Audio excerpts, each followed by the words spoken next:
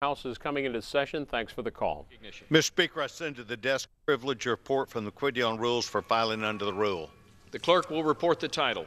Report to accompany House Resolution 708, resolution waiving a requirement of Clause 6A of Rule 13 with respect to consideration of certain resolutions reported from the Committee on Rules and providing for consideration of motions to suspend the rules.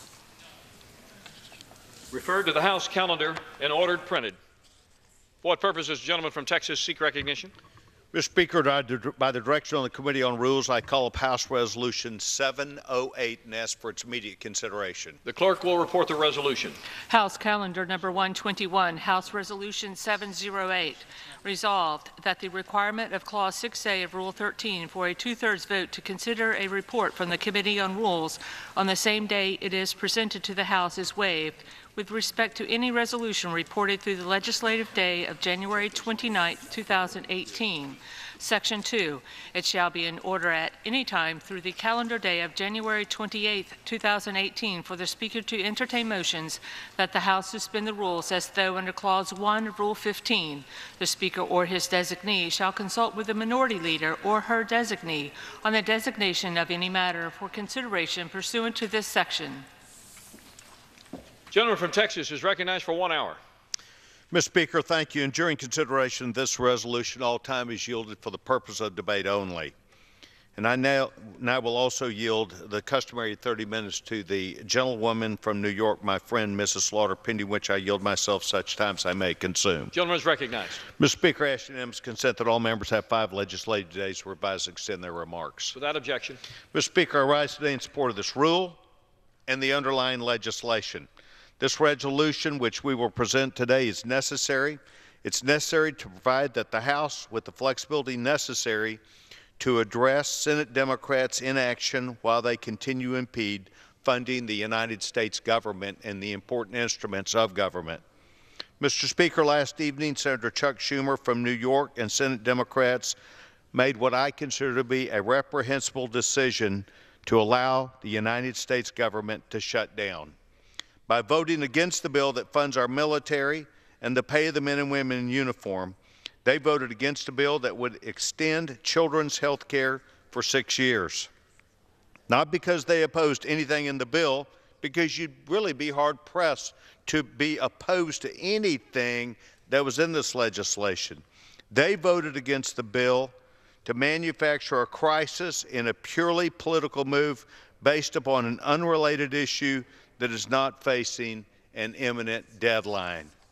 I'd like to thank the 5 Senate Democrats and 6 House Democrats who voted with Republicans to keep the government open. Senator Schumer should have headed the rest of his Democrats and encouraged them to do what he did even back in 2013 when he said, we, and I say the Democrats, could say we're shutting down the government. We're not. We're going to raise the deficit ceiling until you pass immigration reform. It just would be government chaos not to do the right thing and open up the government. Yet, Mr. Speaker, these wise words heeded more than ever now. This is just a political game. As President Trump said last evening, Senate Democrats own this. It is a Schumer shutdown. They put politics above national security. Gentleman from Colorado will state his point of order.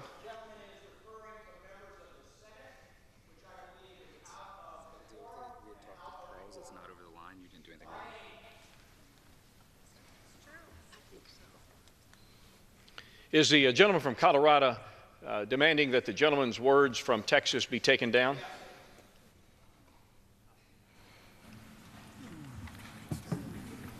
Gentleman from Texas will be seated. Will report the words.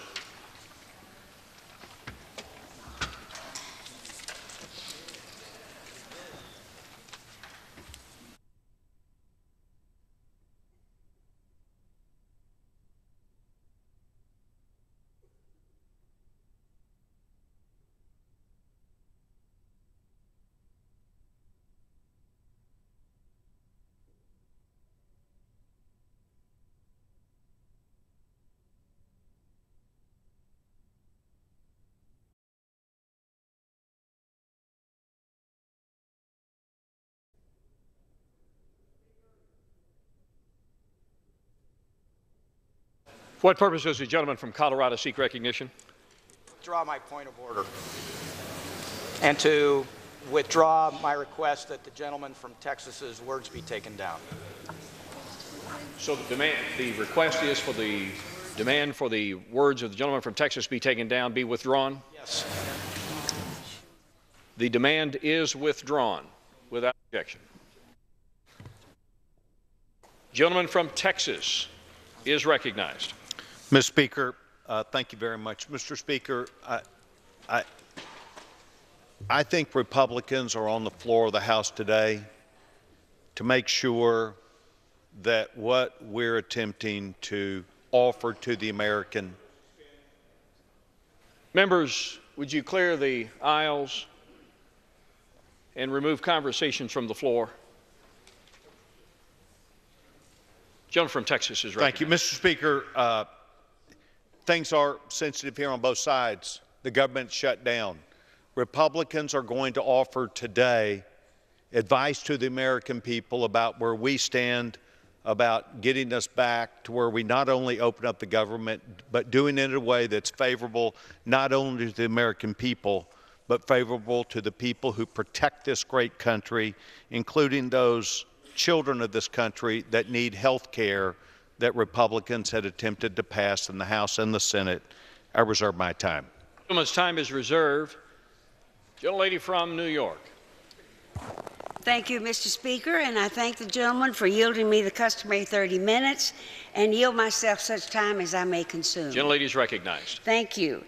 Today is the one-year anniversary of a complete Republican control of Washington. The majority runs the White House, the Senate, and the House of Representatives, and what do we have to show for it? First, a tax bill for corporations and the wealthy.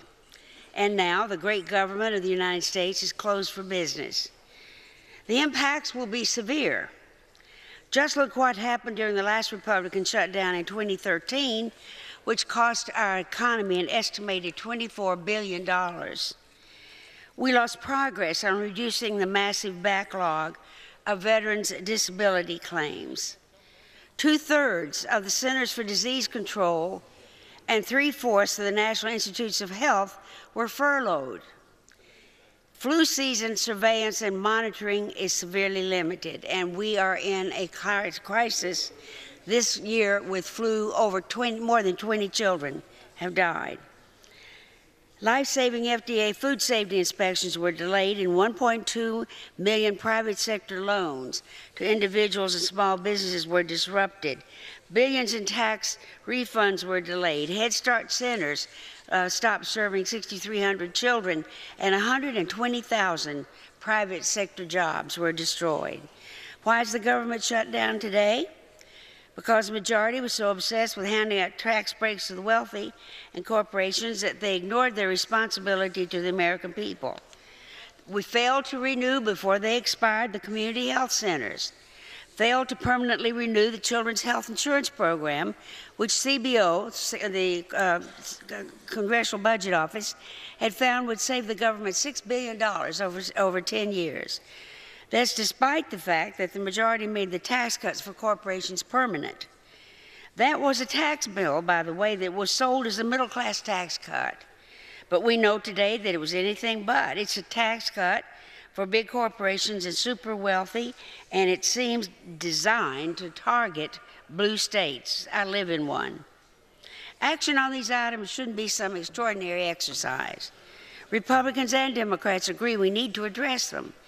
But the majority's been missing in action, and all the while, we've been forced to limp along, funding the government in month-long tranches. That's no way to run a business, and it certainly is no way to run the government of the United States of America. President Trump tweeted last May, and I quote, "Our country needs a good shutdown," end quote. In 2011, years before he assumed office, President Trump said during an interview as another Republican shutdown loomed, quote, "If there is a shutdown, I think it would be a tremendously negative mark on the President of the United States. He is the one that has to get people together," end quote. So we would like to have him do that and play that role now. The president should not treat this as a reality show, and we should stop treating government like a game where truth is so easily discarded. The majority's short-term CR failed last night in the other body because it didn't get the job done. It was written behind closed doors without a single bit of input from the minority party. Democrats weren't alone in making clear this continuing resolution was unacceptable. Members of the majority's own conference voted against it in both sides of the Capitol. If I were in the majority's shoes with 51 seats in the other body and I had to get to 60 votes, I would want Democrats to be in on it with me. And to do that, we need to be in on it at all steps, not just at the time of the vote. The majority is quick to invoke the name of my state senator that I think will not cross my lips because of what we just went through. But let me say that that senator from the state of New York earned perfect scores on his SATs, was heard one Saturday morning on NPR on 2 different subjects, and I don't believe anyone could honestly say that he ever misunderstood what the president said during a meeting or that he would leave a meeting in any way confounded or confused. They were apparently close to a deal to avert the shutdown. The problem is that this president apparently thinks one thing at 10 a.m. and another one at noon, somewhat like Alice in Wonderland, and that makes reaching an agreement extraordinarily difficult. Even the Senate Majority Leader from my other home state, Kentucky, Senator Mitch McConnell, said this week, and I'll quote, "I'm looking for something that President Trump supports, and he's not yet indicated what measure he is willing to sign," end quote. So the majority in both chambers should try something new for a change. We call it bipartisanship. So I'm here today, ready to craft a compromise that addresses the needs facing the American people. So are my Democratic colleagues, and to the majority, I say this with all my heart. Work with us for the good of this country. Let us end this shutdown before Monday, and I reserve the balance of my time. Gentlelady's time is reserved. Gentleman from Texas. Mr. Speaker, I appreciate it, and I appreciate the woman for her comments. Mr. Speaker, at this time I'd like to yield 5 minutes to the distinguished chairman of the Armed Services Committee, the gentleman from Clarington, Texas, Mr. Thornberry. Gentleman from Texas is recognized for 5 minutes. Mr. Speaker, I appreciate the chairman yielding and rise in support of this rule, which will help give the House the flexibility it needs to deal with, to respond appropriately to whatever the Senate may be able to pass. I think it's important to remind everyone that the House has done our work. We passed every one of the appropriation bills before the fiscal year began in October. And on Thursday, we passed a bill to continue government funding until February 16th. Now we're waiting to see what the Senate may be able to pass, and this rule enables us to respond to that. But I want to focus my comments on the effects that this budget drama is having on the United States military. Mr. Speaker, the first job of the federal government is to defend the country. We have to do that before we do anything else. There are more than 2 million men and women who have volunteered to risk their lives to help keep us safe. Some of them are on station this very minute all around the world. Every single one of them and their families depend upon us for the support they need to do the job that the country has asked them to do. As a matter of fact, Mr. Speaker, the Constitution is very explicit, saying it's Congress's responsibility to raise and support, provide and maintain the military forces of this nation. But at this moment, those men and women, wherever they are around the world doing their job, are not getting paid. Now, they'll still do their job, but now they have an additional concern to worry them. There's other consequences. All of the civilians who work at the Department of Defense are also not getting paid. On Monday, about half of them will be told not to come to work. The work on weapons maintenance activities largely will be stopped. New contracts for support and other activities will not be allowed to proceed. Many medical procedures at military treatment facilities will not take place. And the Pentagon will not be able to pay any of its bills, whether that is money that is owed to a family who has lost a loved one in the line of duty, or whether it's paying a doctor to take care of a service member. And, Mr. Speaker, it is absolutely true that every day that we force the military to live under a continuing resolution does damage to the military.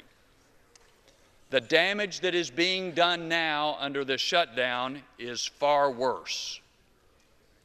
Truthfully, we have not fulfilled our responsibility to the troops or to the Constitution for some time. As the world grew more dangerous over the last 8 years, we cut military budget about 20%.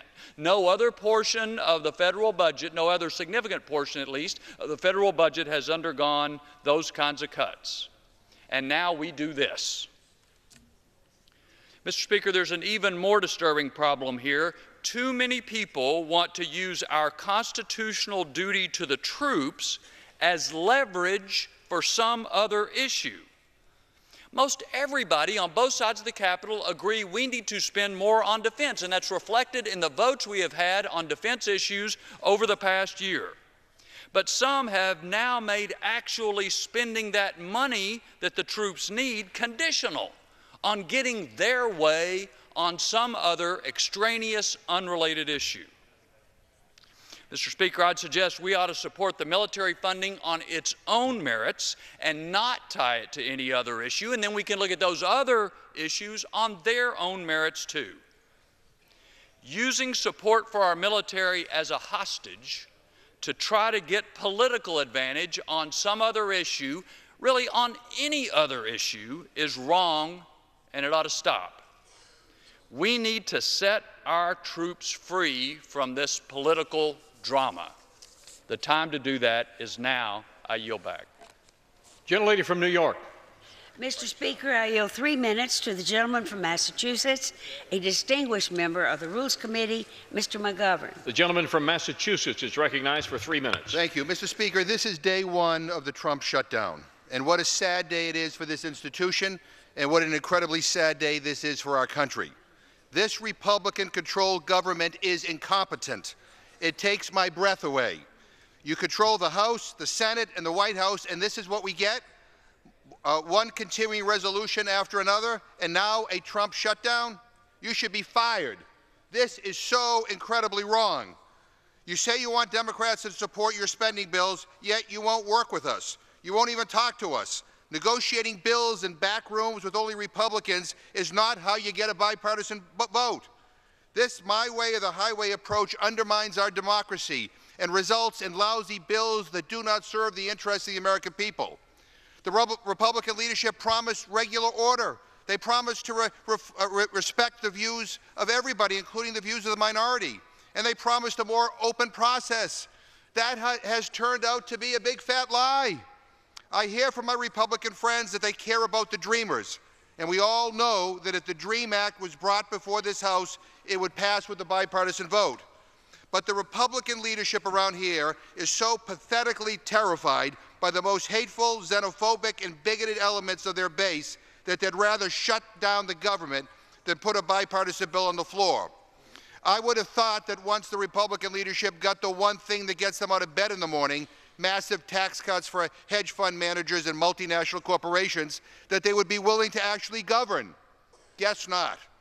We need a permanent fix to CHIP, which has been expired for 112 days because the Republicans have refused to reauthorize it. But we need to fund community health centers, medical research, and veterans health. We need funds to deal with the opiate crisis. We need to support our men and women in the armed services. And we desperately need to invest in our aging infrastructure. What we don't need are more and more short-term CRs that fail to address so many urgent needs in this country. My colleagues, today, millions of Americans led by fed-up women are marching in cities and towns all across the country, and they have a message.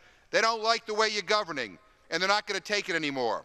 So to my Republican friends, ask yourselves if you want to keep following Trump and the most extreme elements of your party off a political cliff, because that's where they're taking you. And if you keep following them, history will not be kind. So stop the nonsense, stop the obstructionism, do your job, and work with Democrats for the good of our country. The American people are watching. I yield back my time. Members are advised to direct their comments to the chair.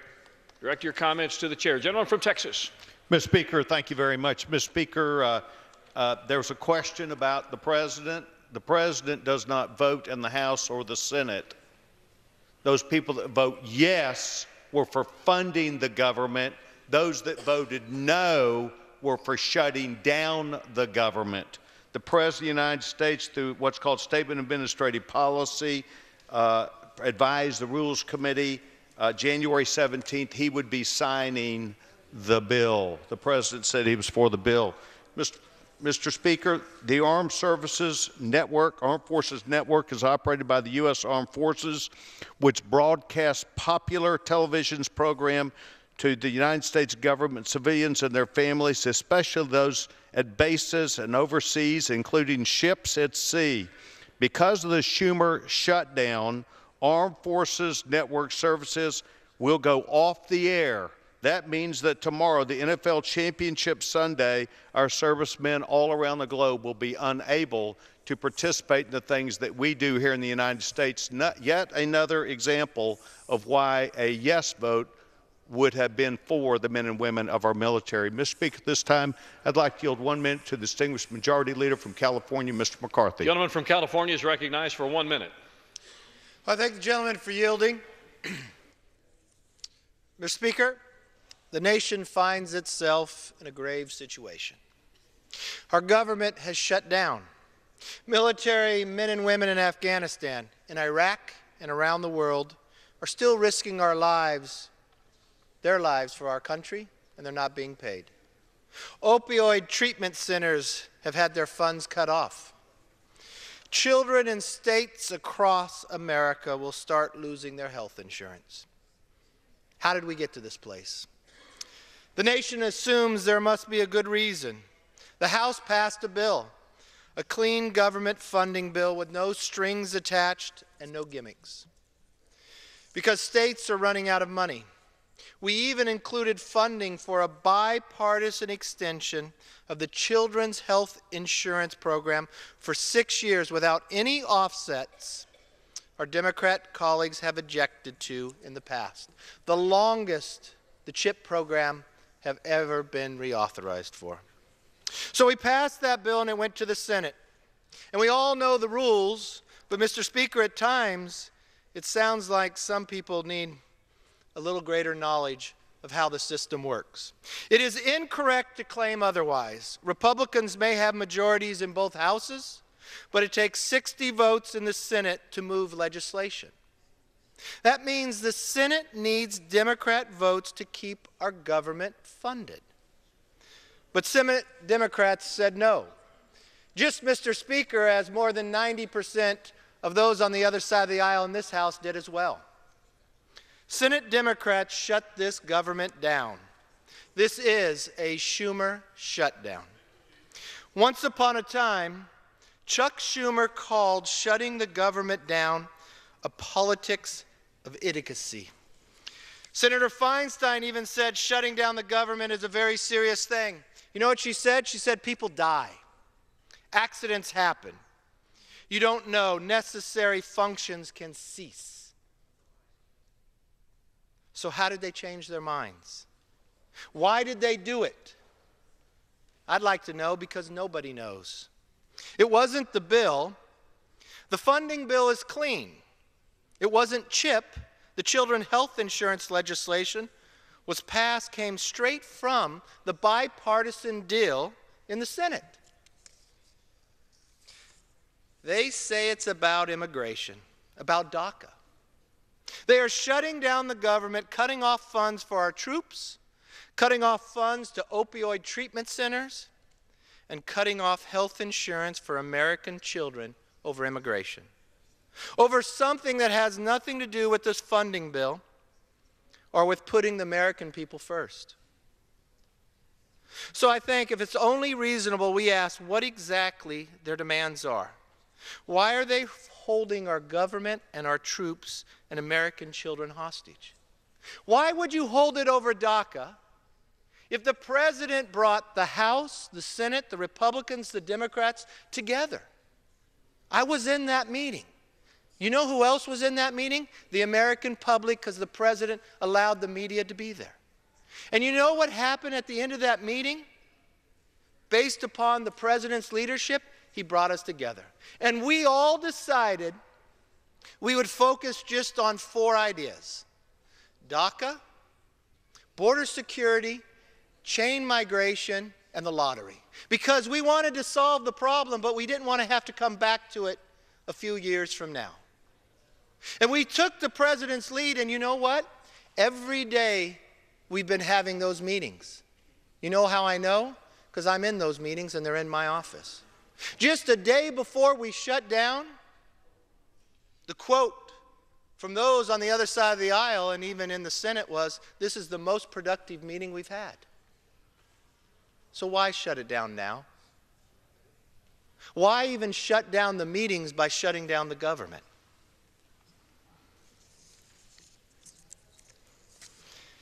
If they want something different than a bipartisan deal, if they want to force one-sided immigration policy through Congress that the American public don't want, then they should have the courage to say it straight. Have the courage to say that they are shutting down our government to make the illegal immigration situation in this country worse, instead of making the hard choices to fix it. Mr. Speaker, the American people don't want to see temper tantrums. They don't want to see anyone stomping their feet, demanding they get their way. That's not just an embarrassment. It has profound consequences for good people across this country. Now, this House stands ready to pass another clean spending bill. And yes, Mr. Speaker, if this side of the aisle has to do it alone like we've done it in the past, we will. We stand ready to keep our government open and pay our troops with no strings attached. But we will not negotiate a bad deal for America, especially not when Senate Democrats are holding our government hostage. This is too important. History is watching. History will not be kind to those that put themselves above the American people. I yield back. Gentlelady from New York. Let me yield myself just 30 seconds, and I would, sorry, the Majority Leader didn't mention it, but were there any Democrats in those meetings in his office? Mr. Speaker, I yield 1.5 minutes to the gentleman from Vermont, former member of the Rules Committee, Mr. Welch. Gentleman from Vermont is recognized for 90 seconds. Mr. Speaker, I want to acknowledge that we are all fortunate in this House and in this country to have the chairman of the Armed Services Committee that we do, the man from Texas, Mr. Thornberry. He identified a problem. When we are operating by continuing resolutions, no one has any certainty or stability, particularly the military. This is the 4th continuing resolution in the 4th month of the budget year. Give us a budget. A year budget, that's what we need, that's what the military needs. Secondly, to the Majority Leader, my friend, if we are going to have Democrats involved, they have to be at the table, and there's been a decision made that to get to 218 votes, it's going to be the Tea Party that has the final say, not Democratic participation. Let's change that. Third, the budget issues are not all that difficult. They've been mentioned, DACA to be sure, but it's the opioid crisis, it's veterans funding, it's community health centers. And then finally, on DACA, let's have an open rule. Let's bring to the floor the Goodlatte bill. Many favor it on your side. Let's bring to the floor the Hurd Aguiar bill, bipartisan. And let's promise to put on the floor whatever bill may be passed in the Senate. That's called an open process. It's called taking accountability. We are in a situation of our own making. None of us want to be here. We all know it's wrong for the American people. It's bad for the reputation of government. Let us have an open process, an open rule, and we will set America free. Gentleman from Texas. Mr. Speaker, thank you very much. At this time, I'd like to yield 2 minutes to the distinguished gentleman from Fairhope, Alabama, the gentleman from the Rules Committee, Mr. Byrne. Gentleman from Alabama is recognized for 2 minutes. Mr. Speaker, this is a shame. It's a shame that we find ourselves in this position, all because Senate Democrats think they can hold the federal government hostage until they get their way on immigration issues. There is no way around it. That is exactly what is happening here. A majority in the House and a majority in the Senate have voted to prevent this shutdown and keep the government open. Colorado will state his point of order.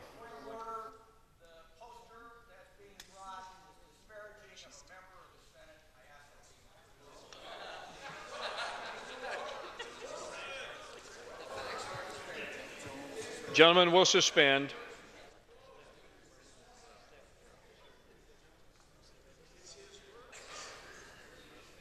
The chair requests that the staff bring the floor poster to the chair for his observation.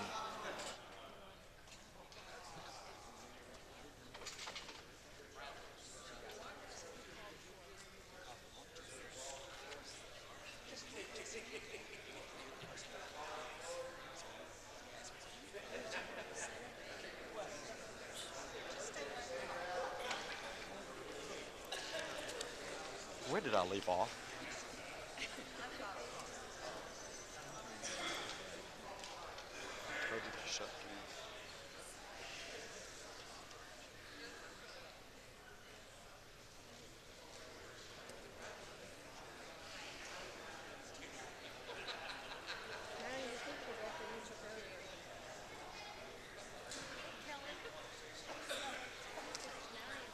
Okay. Be disparaging is his own words.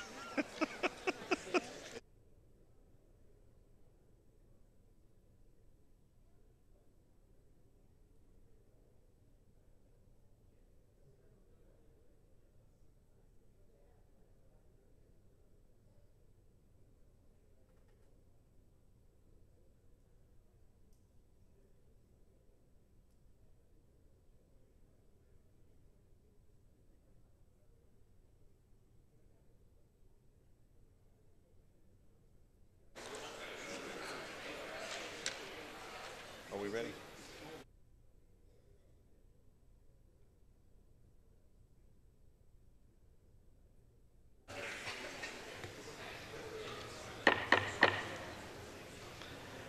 Gentleman from Colorado raises an objection to the use of an exhibit in the debate under the rules of the House. The chair may submit the question of its use to the House or make a judgment as to a matter of decorum. The chair has viewed the exhibit in question and finds that it does not constitute a breach of decorum.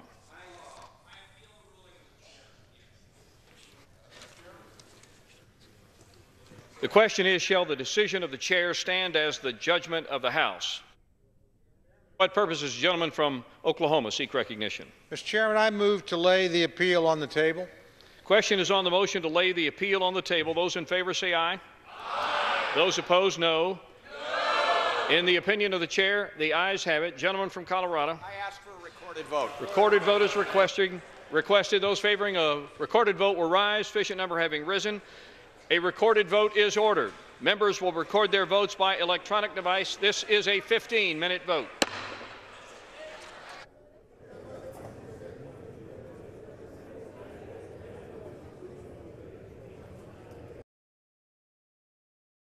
The protections in the Yeas are 224, the nays are 173, with 2 recorded as present. The motion is adopted. Without objection, the motion to reconsider is laid on the table.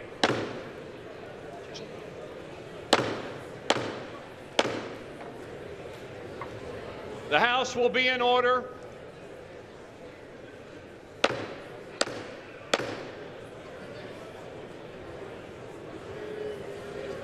Proceedings on the House floor will not resume until members clear the aisles and remove your conversations from the floor.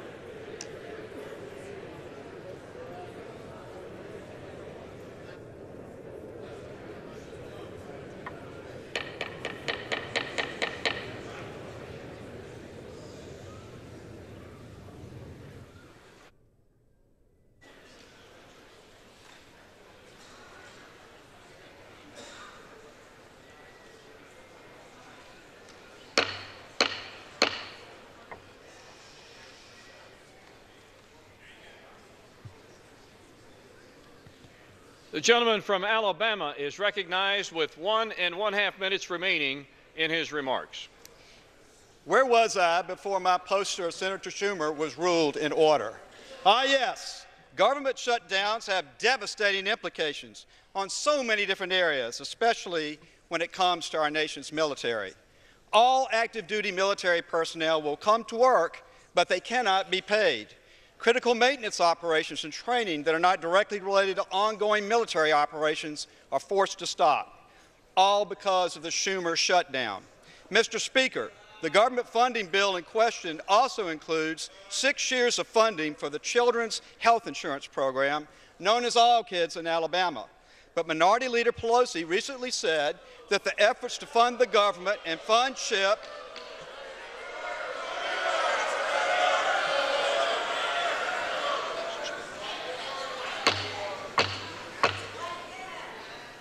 The House will be in order. The gentleman deserves to be heard.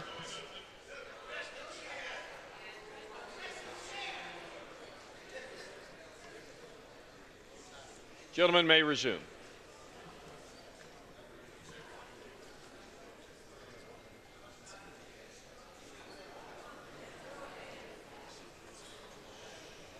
The gentleman may resume with 1 minute remaining. Leader Pelosi recently said that the efforts to fund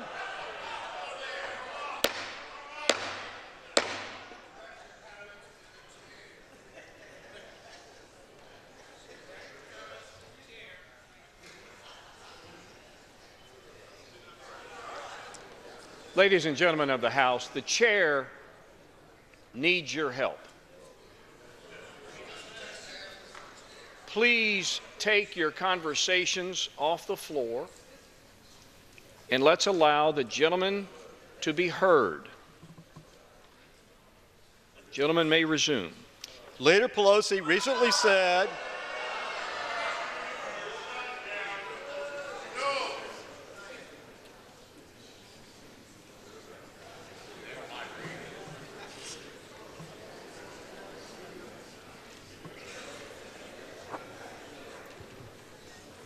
Gentleman will resume. Leader Pelosi recently said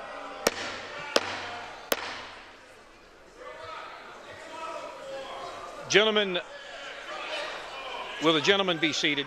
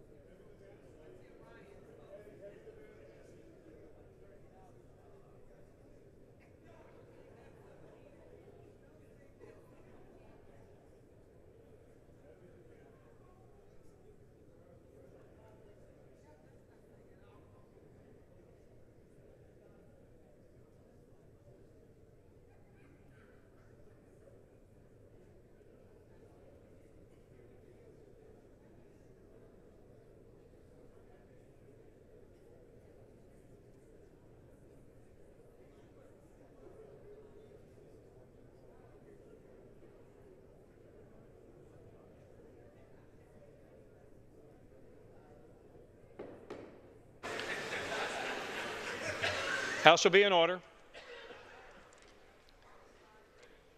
The gentleman from Alabama may proceed. Leader Pelosi recently said that the efforts to fund the government and fund SHIP are like a bowl of doggy-doo.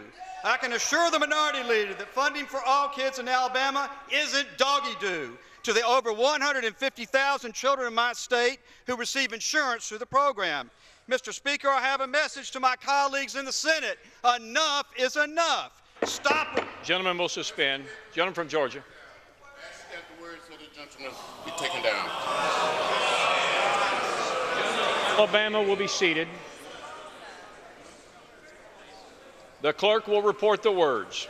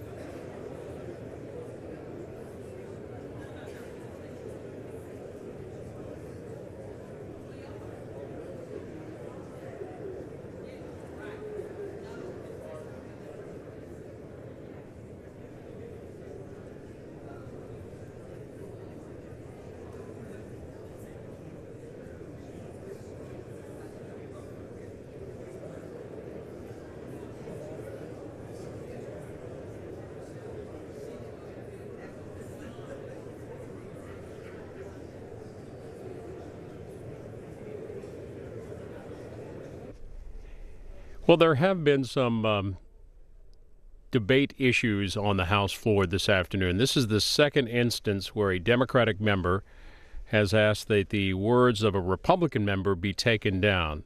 Congressman Byrne from Alabama was finishing up his comments, and keep in mind that Democrats had objected to the chart that Congressman Byrne was using on the floor. The chair ruled that was in order, and after a vote, they proceeded on. But Democrats were objecting loudly, vociferously from the floor, and a number of times Steve Womack, the Speaker pro tem, had to gavel down the proceedings. On this occasion, Congressman Byrne was finishing his speech on the floor, talking about words that Leader Pelosi had used to describe the negotiations, the process. And Congressman John Lewis from Georgia, asked that the words be taken down. So what's happening now is the clerks are transcribing the words, reviewing those words. The Speaker pro tem will make a decision here shortly on whether they will be allowed. If the words are ruled out of order, that member is not allowed to speak on the House floor for the remainder of that legislative day. The legislative business in the House this afternoon concerns the continuing resolution and a rule that would allow the House to take up legislation, likely that CR or some sort of CR, anytime between now and Monday, January 29th, take it up on the same day that it is introduced. But they haven't gotten there yet. They've done a lot of general debate on it. Probably most of the general debate has wrapped up. But as of now, no vote on that rule just yet. This is the third instance of a sort of violation of rules, or at least a claim of violation of rules on the House floor.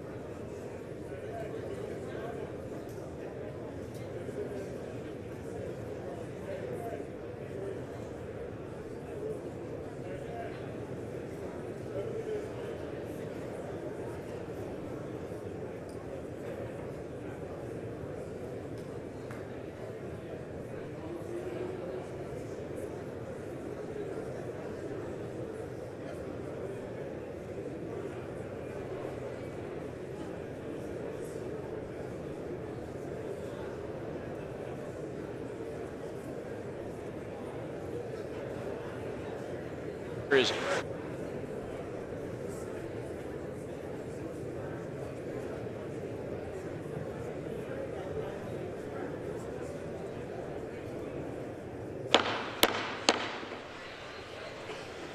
House will be in order. For what purpose does the gentleman from Georgia seek recognition? Mr. Speaker, I realize that this is a very difficult time for all of us. But we all need to be a little more human, a little more patient, and in order to have civility among all of us, I withdraw my objection. The demand has been withdrawn by the gentleman from Georgia. Now, the gentleman from Alabama, with 40 seconds remaining, may resume his remarks.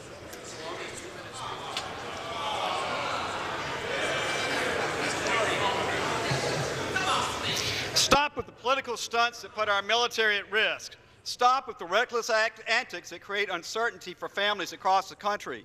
Stop playing to the resistance base. Stop with the games, and let's get our federal government back open for business. Enough is enough. I encourage adoption of this rule, and I finally yield back.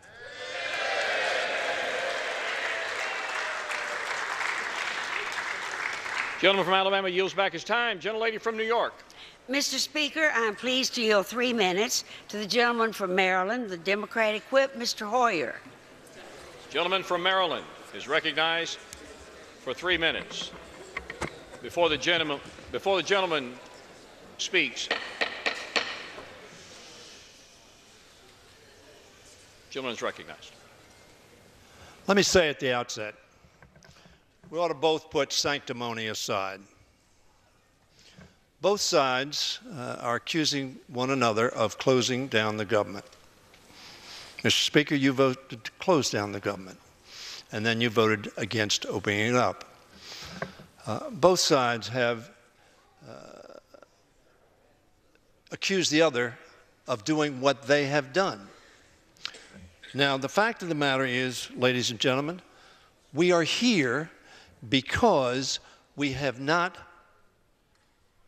succeeded in passing the appropriation bills and sending them to the President. That is why you need a continuing resolution.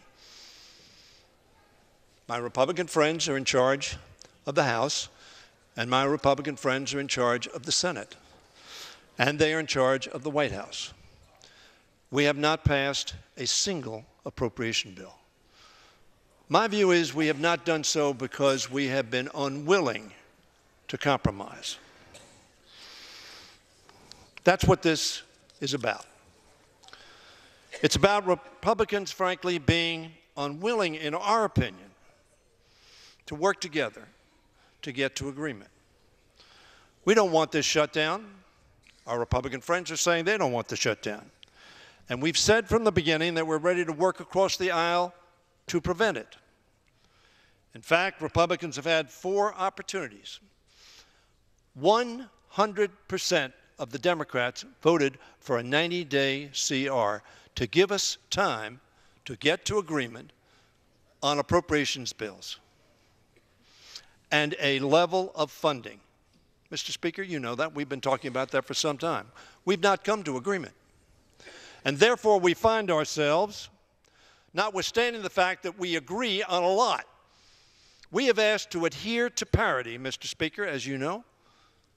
It is the process that you agreed with Senator Murray that we have followed for the last 4 years. All we are asking is, let's follow it again. That is why we're here, because we have not been able to get such an agreement. We have also asked that we be able to protect, at the request of the President of the United States, dreamers. Put something on the floor, as he said, and send it to him, and he would sign it. We want to reauthorize the CHIP program and the community health centers and other health programs. We agree on that. The American public has got to be so distressed that they see this going on this floor of the House. We want to provide disaster relief to those in Texas, those in Florida, those in Puerto Rico, those in the Virgin Islands, and yes, those who have been subjected to fires in the West. One additional minute? At least one. Let me give you 1.5. 1.5. The gentleman from Maryland is recognized for an additional 1.5 minutes. I thank my friend, the presiding officer, and the timekeeper. I urge my Republican colleagues who are in the majority and control the legislative process, end this shutdown. Use the authority you are asking for under this rule to bring to the floor the items on which we agree. Mr. Speaker, you have said you would do that. Take the tough issues head on, one at a time. I admired that statement.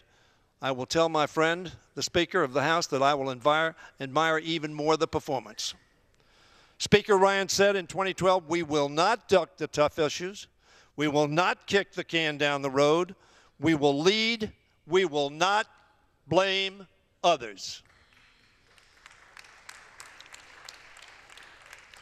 Mr. Speaker, I ask you to do just that. Stop ignoring the responsibility as the majority party to keep the government open and serving the American people. Now, Mr. Speaker, I ask unanimous consent to bring up H.R. 4872, the End of Shutdown Act of 2018, a continuing resolution through Tuesday that would immediately reopen the government while negotiations continue on a budget agreement that adheres to parity, reauthorizing the Children's Health Insurance Program and other critical health care programs, addressing the issue of Dreamers, as was requested by the President of the United States, and providing assistance to Americans impacted by natural disasters.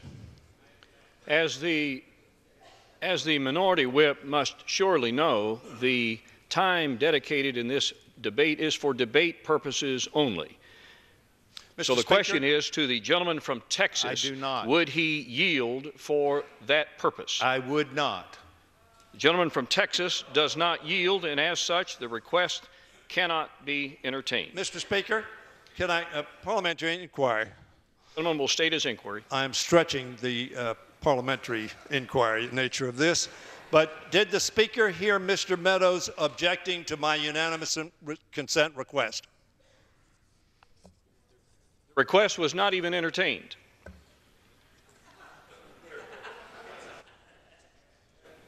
The gentleman from Texas is recognized. Mr. Speaker, at this time, I'd like to yield 3 minutes to the distinguished gentleman, the chairman of the Energy and Commerce Committee, the gentleman from Hood River, Oregon, Mr. Walden. The gentleman from Oregon is recognized for 3 minutes. My colleagues, let's set the record straight about Children's Health Insurance Program, funding for community health centers, stopping the cuts on our low-income hospitals, extending the special diabetes program for Native Americans. As chairman of the Energy and Commerce Committee, I can tell you we did our work. We held hearings, we held markups, we brought a package to the floor and approved it on November 2nd. Tragically, only a dozen or so Democrats voted for that package at that time. It was fully funded. Community health centers would add 2 years of funding. The Children's Health Insurance Program, 5 years, and the largest funding amount ever accorded to CHIP. Special Diabetes Program, funded. We care about these programs as a conference. And yet it was a partisan divide, tragically, and it went to the Senate where they couldn't find the votes to pass it. So we have come back consistently thereafter to approve children's health care. The Children's Health Insurance Program provides insurance coverage for 9 million American children and pregnant women. We all support that as a Congress. We have had to emergency extend the funding in various continuing resolutions, most of which my colleagues on the Democratic side have opposed.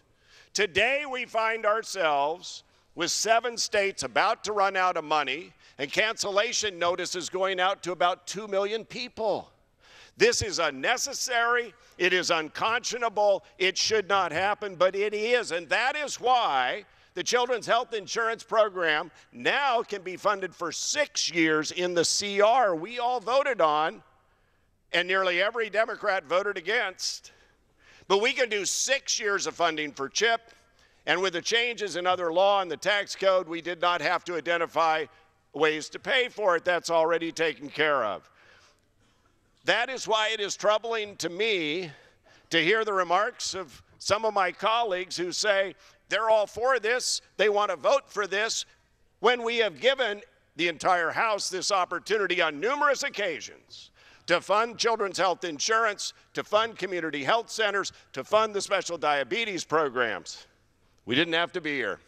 And you sure as heck didn't have to shut down the government. Our choice yesterday was vote to fund the government or not. Vote to fund children's health insurance for 9 million children. And by the way, states like mine, that also includes DACA kids. So when you voted against that yesterday, you voted not to provide insurance to children and pregnant women in our states. That is wrong. We are here to govern. We are governing as Republicans. We will get this government up and running, and we will take care of those children. And with that, Mr. Chairman, I yield back. Gentleman's time has expired.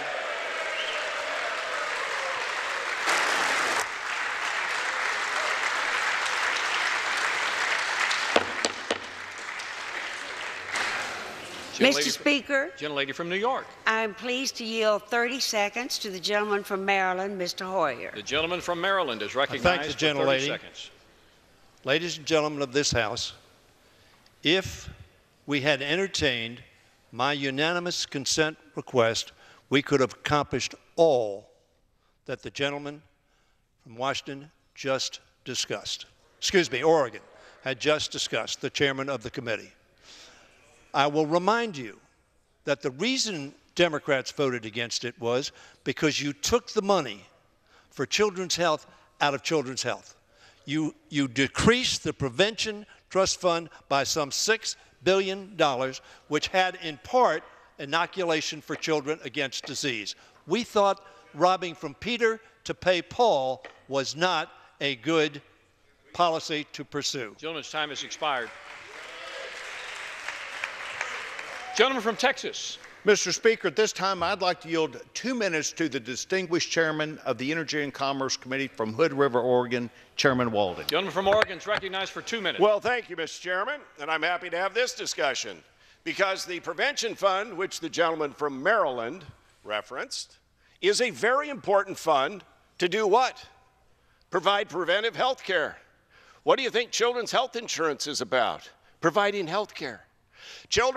The Prevention Fund, so you don't think providing insurance for pregnant women and children is about good health? Holy smokes, no wonder you voted no. No wonder you voted no. And you have used the Prevention Fund in the past. Mr. Chairman, those on the other side. Marks to the chair. Oh, I thought I was, Mr. Chairman. I guess I was just staring a little to the left. Both parties have used the Prevention Fund to do things they thought was important. I can't think of anything more important to use a portion of a fund that gets replenished by $2 billion every year, which the appropriators, God bless them, decide how those funds get appropriated every year. We thought it made sense to use a portion of that fund for children's health. There was still going to be an enormous amount of money left to be appropriated. We also thought that people on Medicare making $500,000 a year, $40,000 a month roughly, could pay $137 more for their Medicare so we could take care of pregnant women and children and keep our health centers open. That was one of the pay-fors. That was one of the pay-fors. And we were open to negotiating because we knew we'd have to with the Senate on how else we pay for it. But the long and the short of it is, why are they pitting one group of kids in America against another? Governor Sandoval said as much from Nevada. He supports what we did yesterday.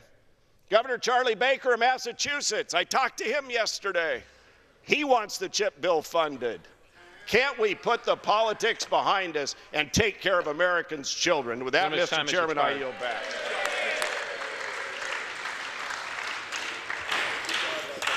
Gentlelady from New York, let the chair remind both sides of the time remaining. The gentlelady from New York has 15 1/4 minutes remaining. The gentleman from Texas has 13 1/2 minutes remaining. Gentlelady from New York.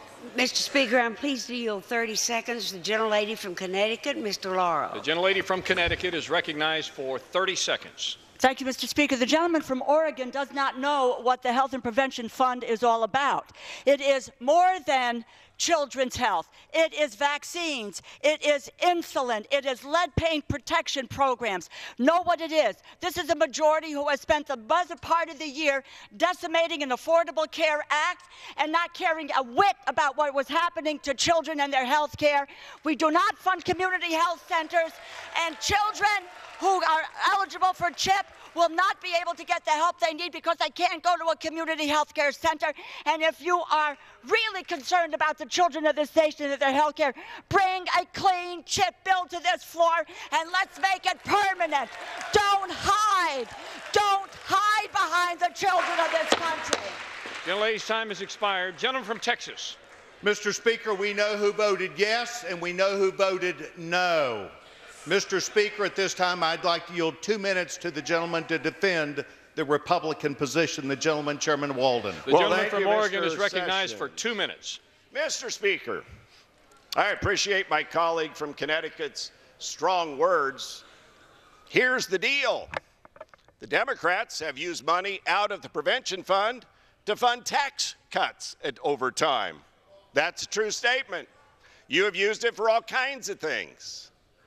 But the long and the short of it is we've brought you two clean chip bills, one that fully funded community health centers and the special diabetes program and teaching hospitals that stopped. You know the only thing that did against Obamacare that I think a lot of you wrote and asked me to do? We turned off the cuts to dish hospitals. That's a requirement under the existing Obamacare law. You ask us, you got to turn off these cuts to our hospitals that serve the low-income people. We said, you know what, you're right. That's actually most of what we did was bipartisan that we all agreed on. Then when you didn't like that, and I think only 15 Democrats voted for that whole package, they're all for community health centers. They're all for special diabetes programs. They're all for turning off the dish cuts. They're all for CHIP until they have an opportunity to vote for it. And then they voted no.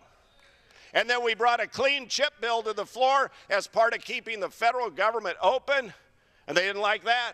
They were for a 5-year CHIP bill until they wanted 10. We give them 6. They can't figure out how to vote yes. They vote no. What is it we have to do here, ladies and gentlemen, to get this done, to get you on board, to stop the partisan politics, Mr. Speaker? You know this. You're on appropriations. This is important work. 7 states, including my own, are on the cusp of running out of funds. 2 million Americans are about to get notices from insurers that this cannot be extended because the money's running out. We have performed as Republicans. We should perform as Republicans and Democrats. We should put the health of America's children first, and you never should have shut down the government. Time is and with that, I expired. yield back.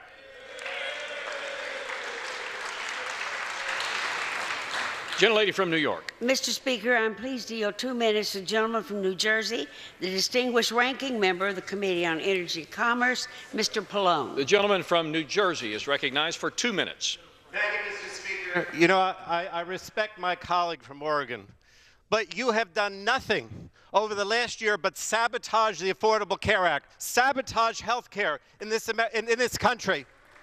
The fact of the matter is the only reason you're willing to bring up this CHIP bill as part of the CR is because you put in the tax plan that eliminate the mandate for health insurance, which means 13 million people are not going to have health insurance in this country over the next few years, and the money that would have subsidized their premium now does not have to be paid.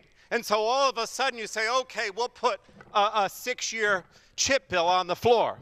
The pay-fors were not only from the prevention fund, the pay-fors also said that if somebody didn't pay their health insurance within 30 days, they were going to lose their health insurance. And CBO said that another 500,000 people would lose their health insurance. Everything that this majority has done since day one of this session has been to sabotage the ACA, not allow people to even know that they can buy insurance through the exchange, taking away their cost-sharing subsidies. The list is endless. And for you to come up here today and suggest that somehow you care about the kids and you're going to have the CHIP program continue for the next 6 years, where are those kids going to go? You haven't done anything about community health centers. 40 to 50% of them have to use community health centers because people won't take CHIP. You haven't done anything about the hospitals, the disproportionate share hospitals that many of them have to go to. That's not addressed in this legislation. So the only reason that you have brought this bill and put it on the CR is because of the fact that you have sabotaged health insurance for millions of Americans. So don't stand up here and tell me that somehow the Republican Party cares about the kids. They don't, and you also know that this was not going to pass. You know that it wasn't going to pass. You are not trying to act in a bipartisan, bicameral way. You know that this is going nowhere. You are responsible for the shutdown. Gentleman's time is expired. The bill is part of that responsibility that you have created here today. The gentleman's time so has don't expired. Go on and on about how the Republican Party cares about the kids. The Republican Party does not. Gentleman is no longer recognized.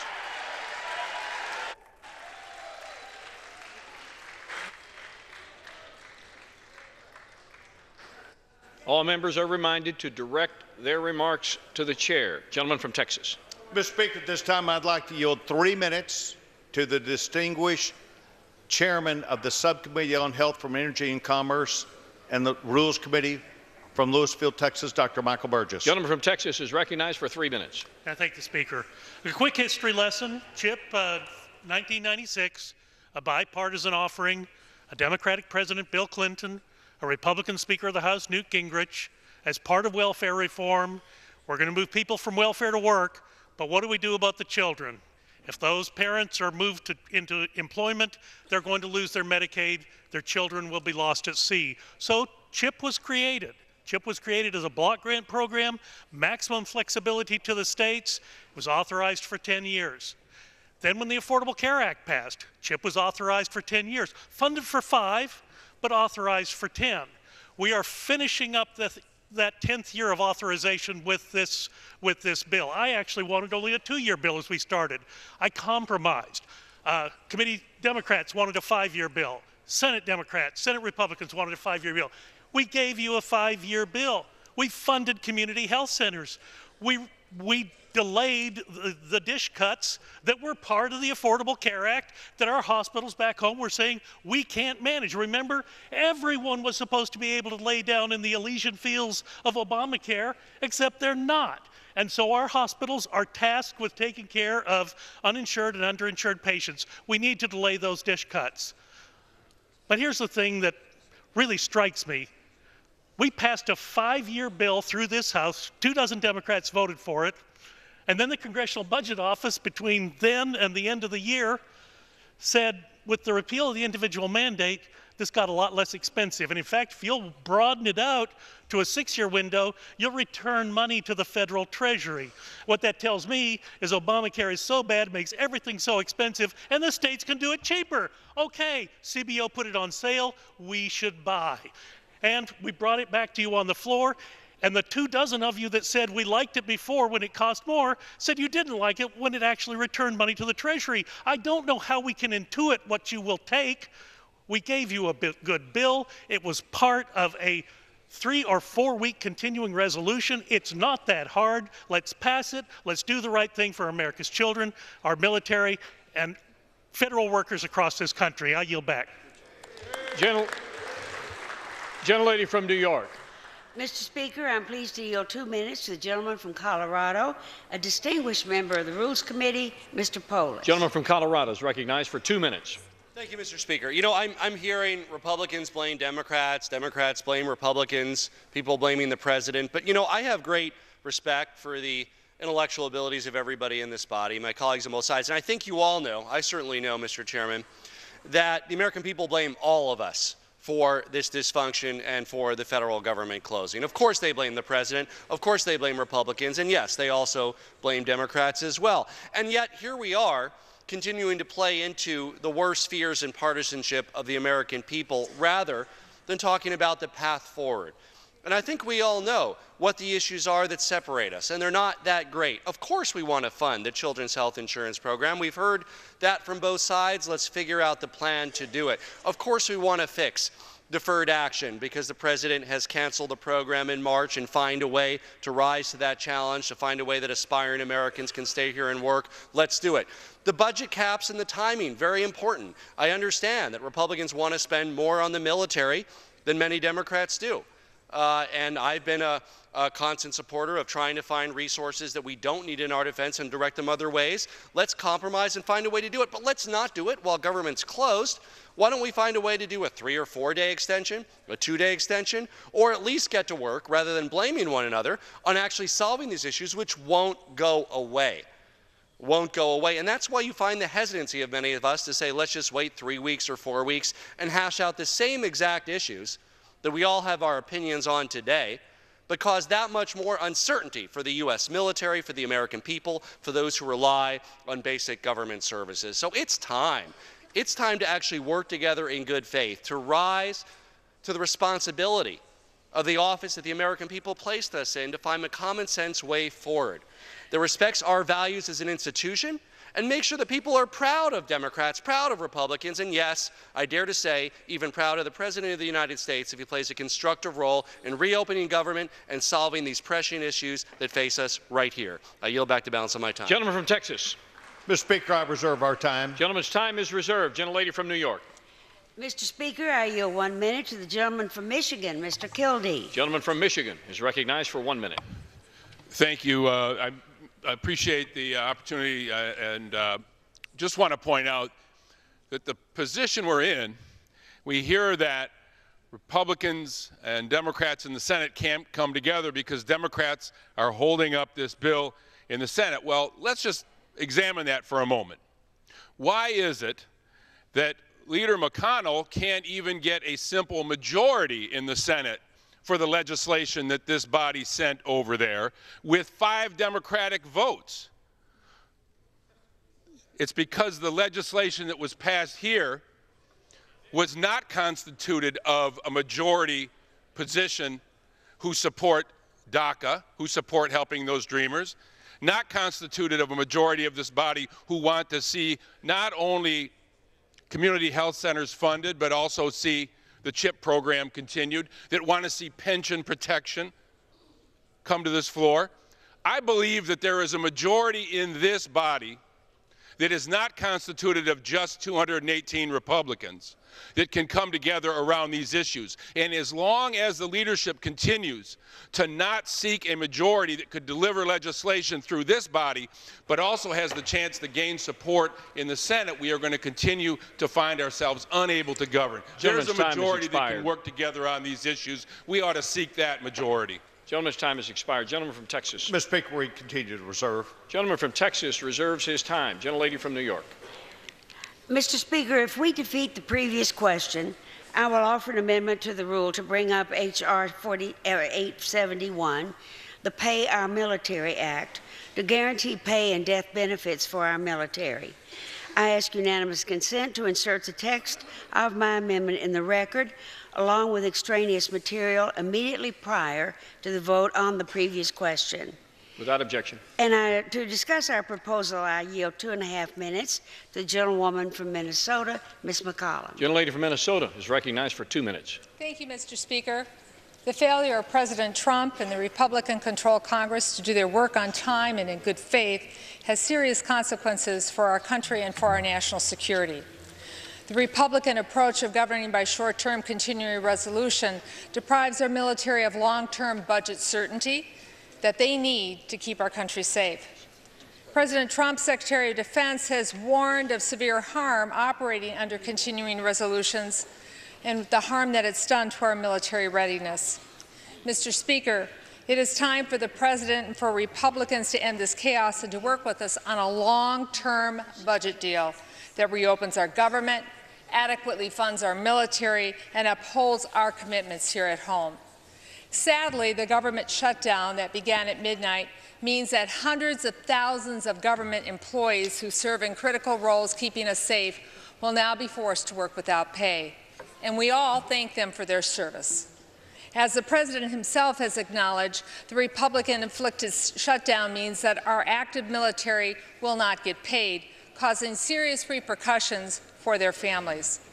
I grew up in a military family, and I understand the sacrifices our service members and their families make.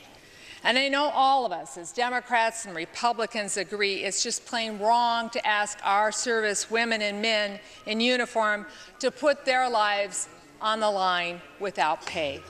And that's why we've introduced the Pay Our Military Act of 2018. This bill provides for both pay and death benefits for our servicemen and women during this government shutdown. It includes pay and support for the Army, Navy, Marines, Air Force, and the Coast Guard. This bill ensures that our military is able to perform their duties during any shutdown this fiscal year without worrying about the financial security of their families. Should one of our servicemen or women take and make the ultimate sacrifice, this bill ensures that their family will be taken care of by our country, and that is the least we can do. There is a strong precedent for this bill. This House passed similar legislation unanimously during the last government shutdown in 2013. And this morning, President Trump tweeted that our country needs to do even better by our military. The Pay Our Military Act fulfills this mission. I urge a no vote on the previous question so we can bring up this bill and pay our troops. Mr. Speaker, I yield back. Gentleman from Texas. Mr. Speaker, thank you very much. At this time, I'd like to yield 2 minutes to the gentleman from Butler, Pennsylvania, the gentleman, Mr. Kelly. Gentleman from Pennsylvania is recognized for 2 minutes. I thank the chairman. Mr. Speaker, we're locked in a debate today over something that we don't have to be locked in a debate about.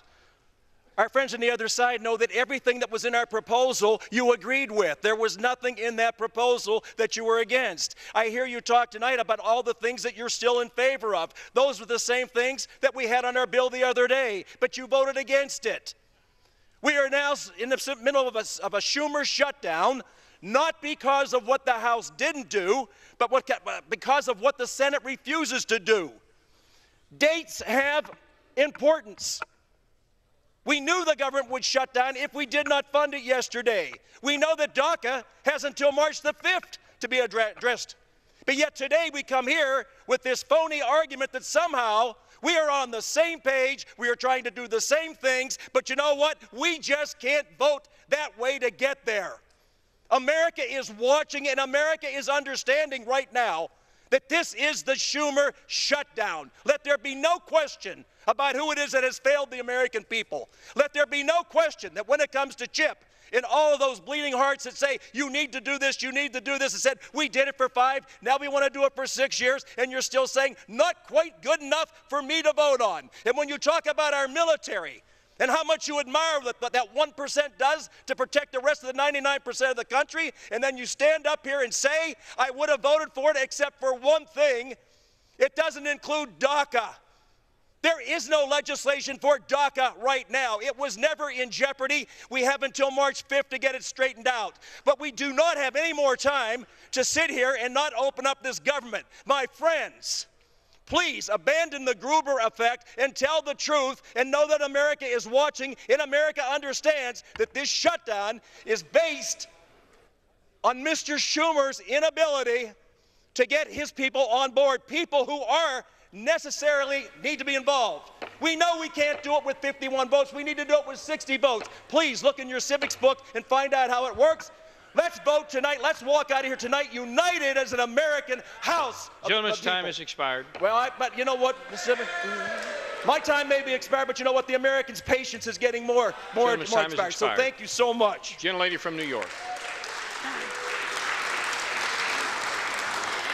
Mr. Speaker, I'm pleased to yield 1 minute to the gentlewoman from Texas, Ms. Jackson Lee. Gentlelady from Texas is recognized for 1 minute. Mr. Speaker, I'd like order, please. Mr. Speaker. House will be in order. Maybe my good friend was not able to keep his eyes awake last night to see that a bipartisan group of members in the other body voted resoundingly to defeat this insignificant and this shallow CR that you sent to the other body. Maybe you were not able to see that. And so what I will say to you is that I joined with my whip in a 4-day CR because maybe you have just forgotten the fact that the most catastrophic storm hit Texas and then others went on to Puerto Rico and the Virgin Islands and Florida. No one has heard one word about those who are suffering with housing that still looks like this, or those houses that are underwater. Maybe you don't know that the children who need children's health insurance need the clinics that you gutted.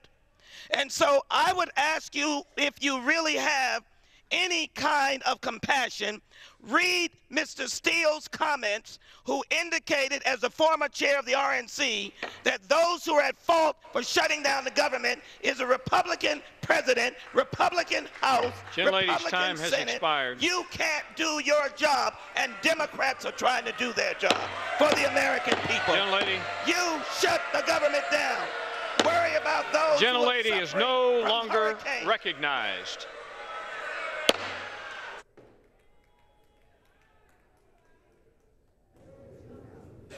Once again, the chair reminds our members to please address your remarks to the chair and not to one another. Gentleman from Texas. Mr. Speaker, thank you very much. I would remind the gentlewoman from Texas, this body passed the bill. This body did its work. This body got its work done.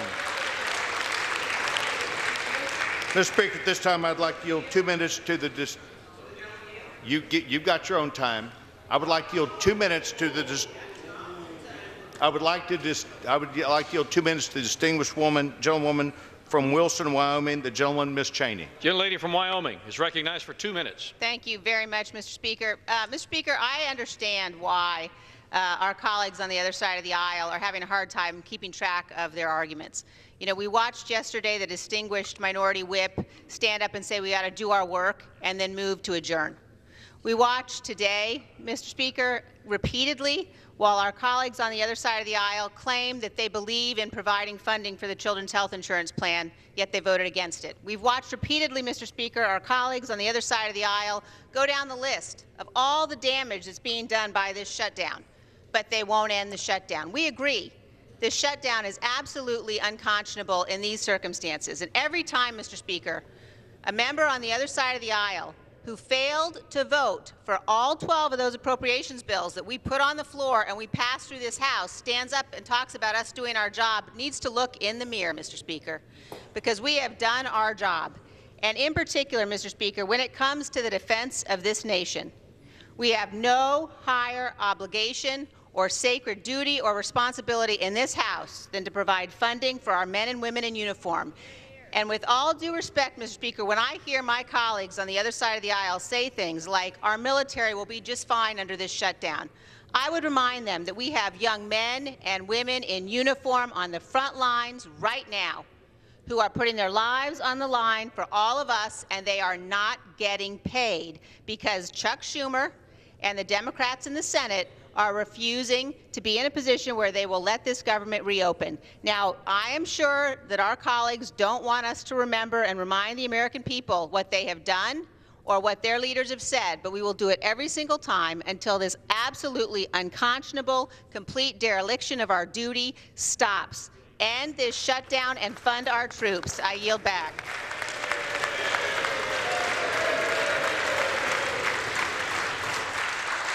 Gentlelady from New York is recognized. She has 5 3/4 minutes remaining. Thank you very much, Mr. Speaker, and I yield 1 minute to the gentleman from Texas, Mr. Green. Gentleman from Texas is recognized for 1 minute. Thank you, Mr. Speaker.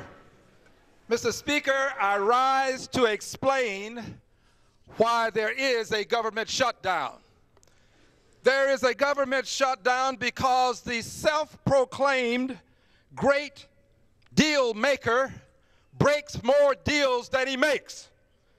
Just ask the Americans who are going to pay for the wall he said Mexico would pay for. Just ask the senators who took him the deal that he asked for. Mr. Speaker, when you break more deals than you make, you're not a great deal maker, you're a great deal breaker. We got a great deal breaker in the White House. That's why we have a shutdown. I yield back the balance of my time. Gentleman from Texas. Gentleman from Texas. I reserve my time. Gentleman's time is reserved. Gentlelady from New York. Mr. Speaker, I am pleased to yield 1 minute to the gentleman from Connecticut, Mr. Himes. Gentleman from Connecticut is recognized for 1 minute.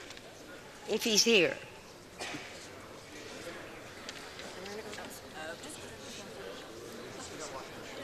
You will. Wait, does she going? Yeah. Mr. Speaker, Mr. Himes seems not to be on the floor, but I am more than pleased to yield to the minority leader and our great friend and woman we are very happy about, Ms. Pelosi, the gentlelady from California. California is recognized for 1 minute. Thank you very much, Mr. Speaker. I thank the gentlelady for yielding. Thank you for her leadership and all the members of the Rules Committee for the time they put in bringing legislation to the floor, bringing rules to the floor that relate to a vast array of legislation that we deal with here. And today we're talking about martial law so that we will be prepared to take up something that will open up government and meet the needs of the American people. It's interesting to see the enthusiasms on both sides on these subjects because we have a long history on some of these issues. We have a long history and commitment to CHIP, and that when we brought it to the floor, when I was Speaker, when we first had a Democratic president who would sign the bill, 144 Republicans voted against that bill. But that's then. This is now. And I think that now we are closer than the debate here would indicate. I think there is a path forward. And I think that's how we have to be thinking about what is next. We all have our, shall we say, reputations for where we've been on certain votes about CHIP, about shutting down government and the rest. But let's put that aside. Because the challenge that we have right now is what is that path? And that path has four corners to it. One of them is the caps, parity. We've talked about parity. Other members have talked about it. I'm certain Mr. Hoyer again did today. It's about parity. If you're going to have increases in defense, we need the same increases in domestic. Defense, that's what the Defense Department decides its missions require, that we want to be respectful of that. But we also know that in the domestic budget, 1/3 of the budget, 34%, are security functions. Homeland security, anti-terrorism activities at the Department of Justice, Veterans Affairs, the Department of State. That's 34% of the domestic budget. So we're saying our strength of our country is not measured just in our military might, as important as that is and respectful of it that we are, but also in these security functions in the domestic budget, and in addition to that, in the health, education, and well-being of the American people, which are also on the domestic side. So I think on the caps thing, we just have to get in a room and make those decisions. The challenge that I see is that there are those, that has been reported to me, that there are those on the Republican side who have some unease in increasing the domestic budget because they know that they already had a big increase in the deficit in the tax bill and are reluctant to add any more investments for fear that it would increase the deficit. However, these investments in research and development, in education, in infrastructure really bring money to the revenue to the Treasury. So they help decrease the deficit. In fact, I think most economists will tell you that nothing brings more money to the Treasury than the investments in education, early childhood, K through 12, higher education, post-grad, lifetime learning for our workers.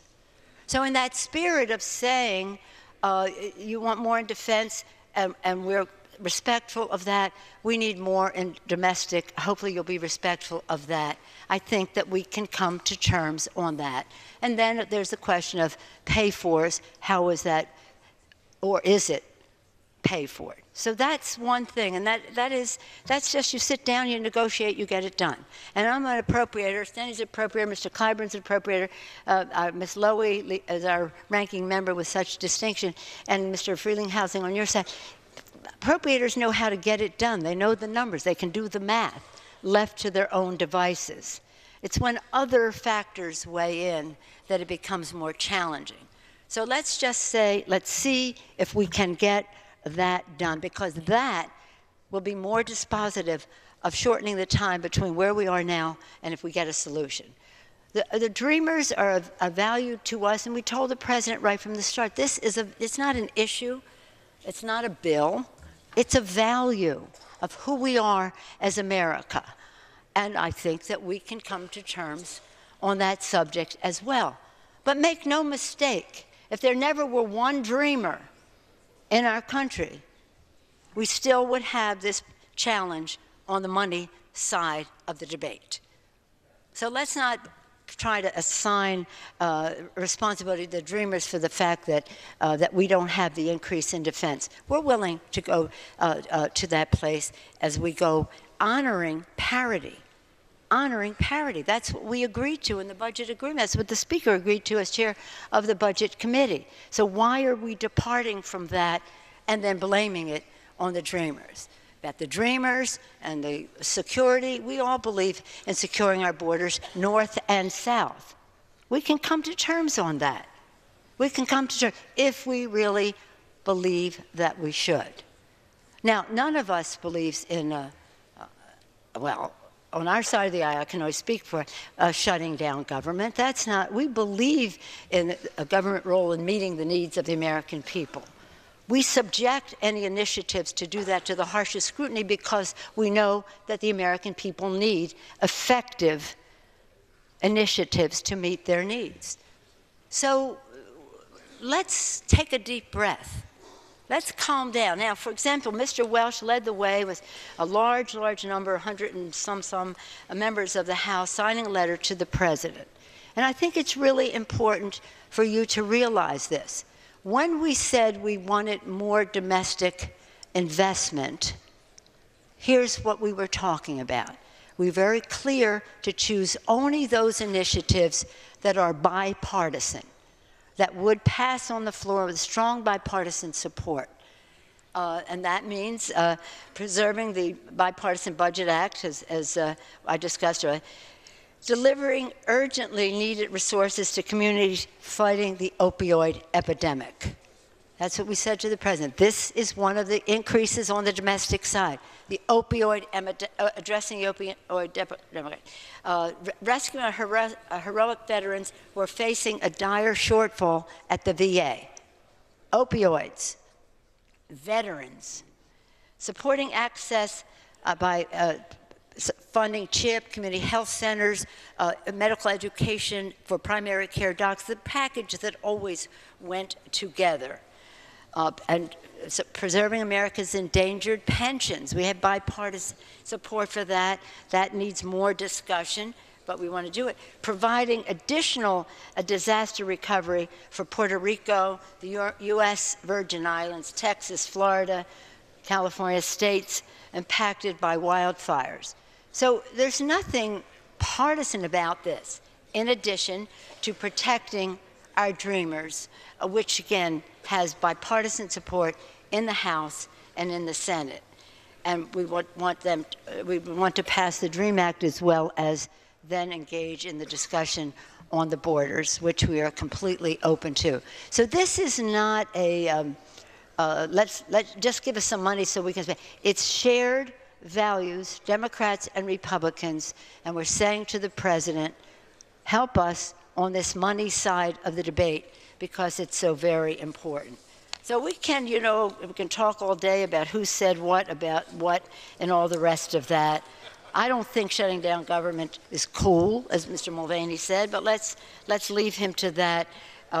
We do know that government by CR is not the best way to go.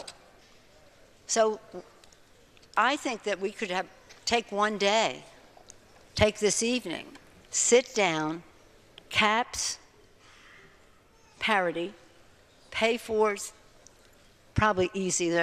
That's not a whole lot of opportunity there, but whatever it is, DACA, DREAM, and that. And again, if there never were one dreamer, we would still be having this discussion about the money side of it.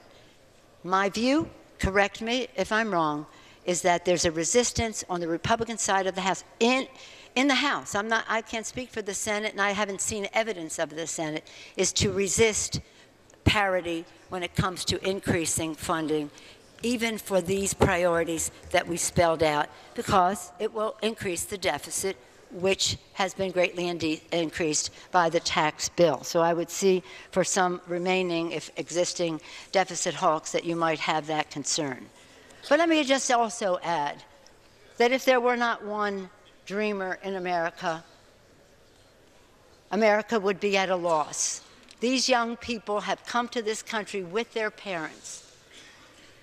They have made us so proud with their diligence, with their attendance at school, service in the military, working. I've heard from champions of industries, many of whom celebrated the passage of the tax bill, saying the people who work in our firm are exemplary. They're stars in our company. So why don't we not use them as an excuse not to face the reality that we have domestic responsibilities that we must deal with? But there is a path. Our appropriators are used to working together. The leadership has to make these decisions. There's no reason we shouldn't be able to do this by tomorrow, and then give the appropriators the time to write it up, but to come to those terms. So let's all take a deep breath. Let's understand our responsibilities to the American people. Let us withhold, as I have done, some of the I've curbed my enthusiasm about certain other things I have heard said and done here. I haven't even brought the president's picture out saying on his one-year anniversary what this country needs is a good shutdown. He said it earlier, but now he got one for his anniversary. Well, I didn't completely curb my enthusiasm in that regard. But I do say that we have more common ground than is reflected in how this has proceeded. And let us find a better course so that we can stay on that course as we meet other challenges that face our country. God has blessed us with the privilege to serve here. We respect each other, and if we don't respect each other, we respect the people who sent us here. We owe them a lot more than government being shut down. So let's take a path to open it up, understanding that it will involve compromise. It's going to involve bipartisanship, transparency, and openness in how we get it done, but in a way that brings unity to our country. I think that that's something we all subscribe to. I certainly hope so. And so I call upon my colleagues to join us in sitting down and getting it done. I call upon the Speaker to be willing to bring some legislation to the floor that will do this, and which would have bipartisan support. With that, I thank my colleagues for your attention and yield back the balance of my... Young lady yields back her time. Gentleman from Texas.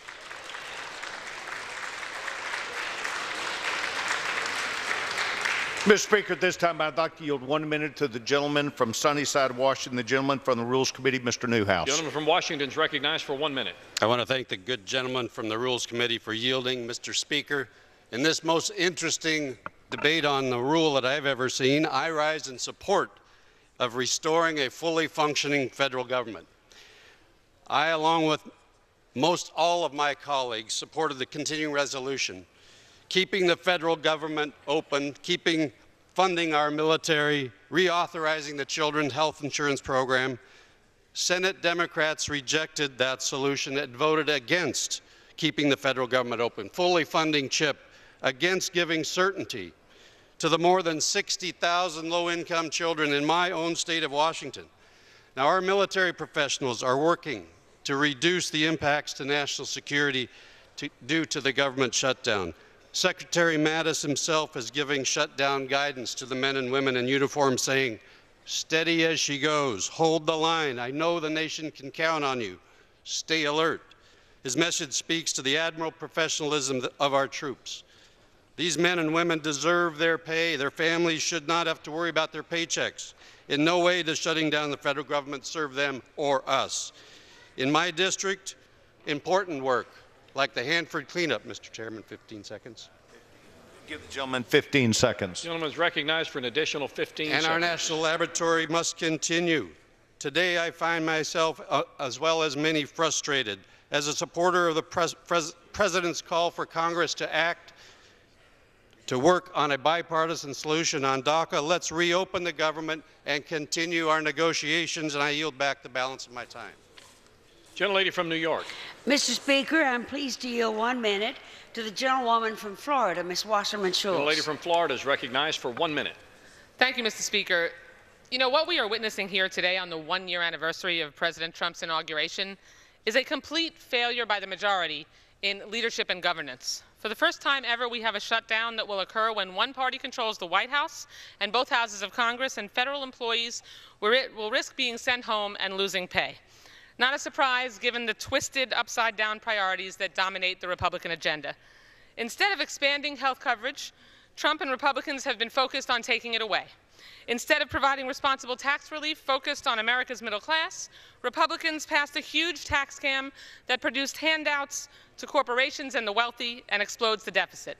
And now, rather than passing a responsible, long-term spending plan, we have another short-sighted budget Band-Aid and the historic Trump budget shutdown. Our colleagues have clearly been reading from their alternative facts dictionary today, because it does not pass the straight-face test in any corner of this country that Republicans actually care anything about people's health care. Please give me a break. Let's end the Trump shutdown by working together and focusing on bipartisan progress. Americans deserve at least that much from this body. Thank you. I yield back the balance of my time. Gentleman from Texas with 3.5 minutes. Mr. Speaker, at this time I'd like to yield 1 minute to the distinguished gentleman from Indiana, the gentleman, Mr. Messer. Thank you, Mr. Speaker. Gentleman from Indiana is recognized for 1 minute. Thank you, Mr. Speaker. Ladies and gentlemen, the Schumer shutdown is proving once again that the U.S. Senate is broken. The House did its job and voted to keep the government open. Now, both Republicans and Democrats in the Senate need to do their job too. Unfortunately, because of the filibuster, the Senate is being governed by a liberal minority that would rather shut down the government and play politics than pass President Trump's agenda and listen to the will of the American people. If they don't want to do their jobs, then we need to move on without them. It is time to end the filibuster in the U.S. Senate. The American people demand it. The Senate needs to change its rules. If there was no filibuster, this government shutdown would already be over, because the bill for government funding got 50 votes in the Senate last night. So let's stop the political games, end the filibuster, open our government, and put the American people back in charge.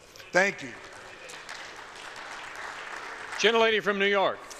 Mr. Speaker, I am pleased to yield 1 minute to the gentleman from Washington, Mr. Smith.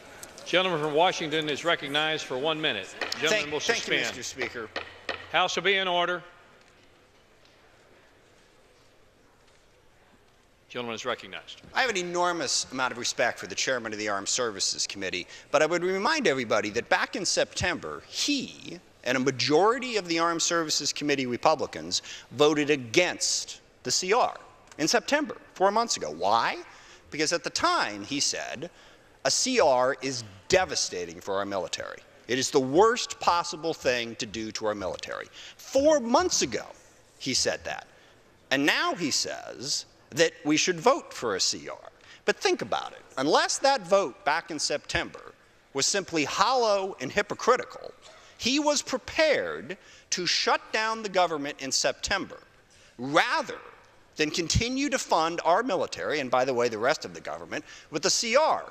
He was right in September, but it took Democrats to actually have the courage of that conviction to say, no, we are not going to continue to gut the military drip by drip by drip, CR by CR. We're going to stand up and say, no, pass appropriations bills. That's why we're doing this. I would also point out 5 Republican senators voted against the House bill. It is not a filibuster. They don't have 50 votes in the Senate for what you guys want to do. Mac Thornberry was right back in September. A CR is terrible for the military. Don't support a CR. Gentleman's time has expired. Fund the military. Gentleman from Texas. Gentleman from Texas. Mr. Speaker, thank you very much. Mac Thornberry is right, Mr. Speaker. The chairman of the Armed Services Committee cares very much about the men and women, not only of the military, where my son serves in Pearl Harbor in the United States Navy, but about every one of our people. I'd like to yield 1 minute to the distinguished gentleman from Clarendon, Texas. Gentleman from Texas is recognized for 1 minute. Mr. Speaker, I have consistently said, and I continue to say, that every day under a continuing resolution does damage to the United States military. There is no question about it. I also have said today that a government shutdown does more damage to the United States military. And I want to just make one other point. I think we can have debates about the proper level and the proper way to fund the military. But what is completely unacceptable is to hold the United States military hostage for some other political agenda that has nothing to do with them. And that's what's been going on.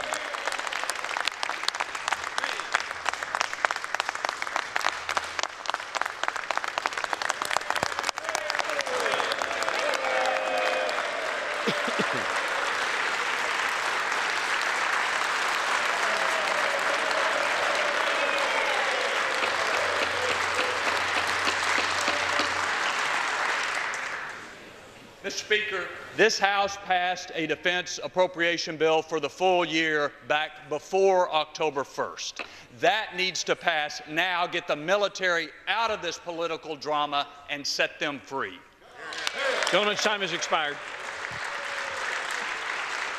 Gentlelady from New York with 2 minutes. Mr. Speaker, I am pleased to yield 1 minute to the gentleman from North Carolina, Mr. Price. Gentleman from North Carolina is recognized for 1 minute. Mr. Speaker, we are 3.5 months into the fiscal year without a budget. Republicans are proposing to lurch along another month with no resolution in sight and no commitment to address critical investments. Democrats will not be a party to further delay. And it's not a great mystery how to deal with this.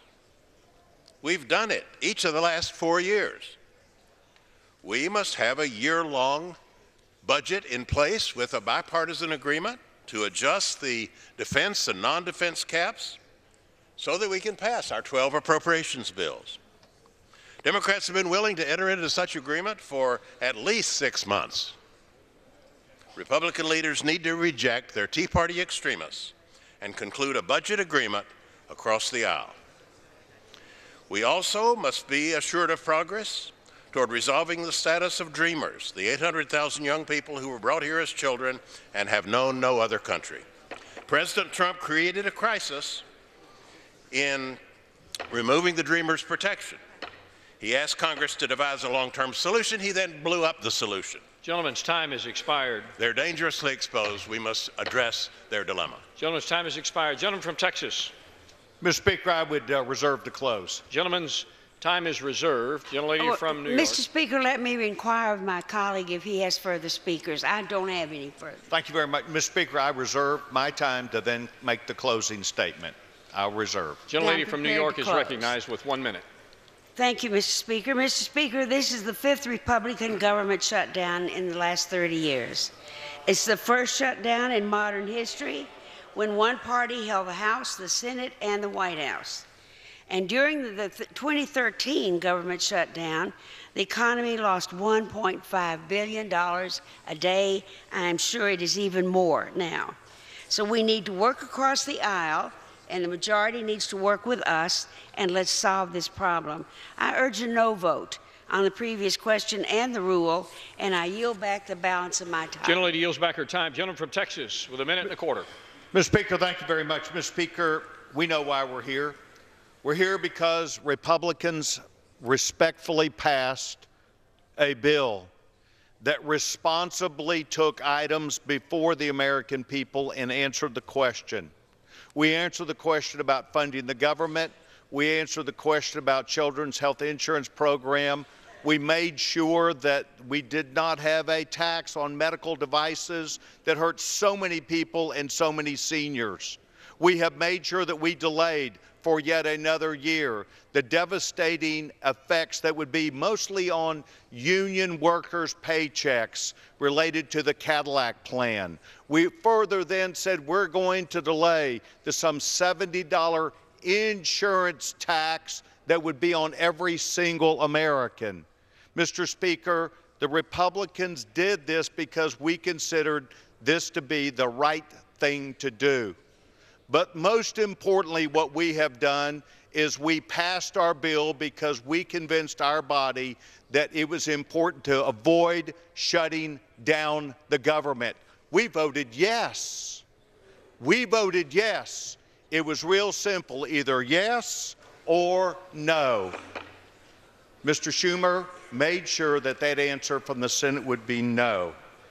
Mr. Speaker, I want you to know that we deeply believe not only in what we do, but we're going to stand for the American people and the United States military. I urge my colleagues to support this rule.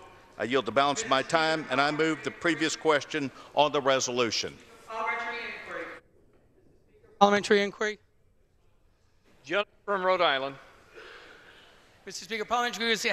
Has debate concluded on the rule?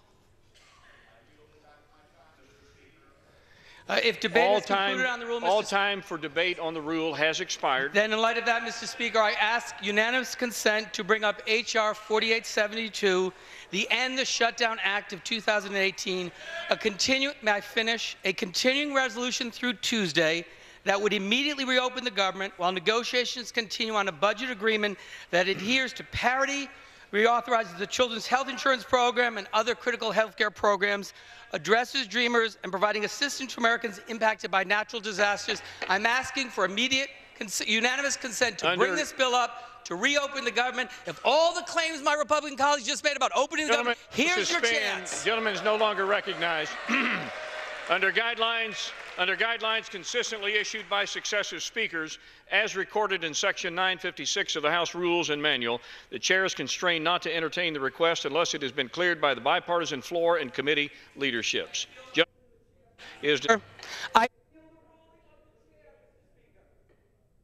Ruling to decide the gentleman is no longer recognized. The question is on ordering the previous question on the resolution. Those in favor say aye. Those opposed, no.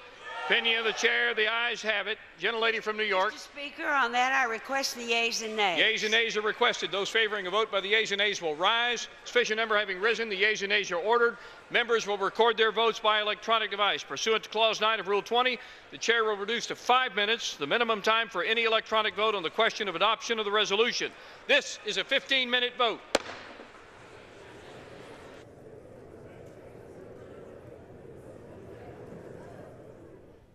Maybe one of the longest rule debates that we've seen recently in the U.S. House. 2.5 hours. They came in at 4 o'clock Eastern. There were a number of procedural inquiries and delays due to objection over language and the use of a sign with Senator Schumer on it. But the House is now moving on next vote to vote on the rule for considering the continuing resolution, a continuing resolution on the same day it's introduced. It gives the House leeway to take up the legislation. Dan Newhouse, Republican of Washington State, on the floor said the most interesting House rule debate he's ever taken part of. What do you think? You've been watching it for a while now, and you've seen on your screen we've opened up our phone lines for your thoughts. Should go there, Mary. They're wrapping up the first vote here. Thank you. Ordered. Question is on adoption of the resolution. Those in favor say aye. Those opposed, no. Opinion of the chair, the ayes have it. Gentlelady from New York. Mr. Speaker, I request the yeas and nays. Yeas and nays are requested. Those favoring a vote by the yeas and nays will rise. Sufficient number having risen, the yeas and nays are ordered. Members will record their votes by electronic devices. This is a 5-minute vote.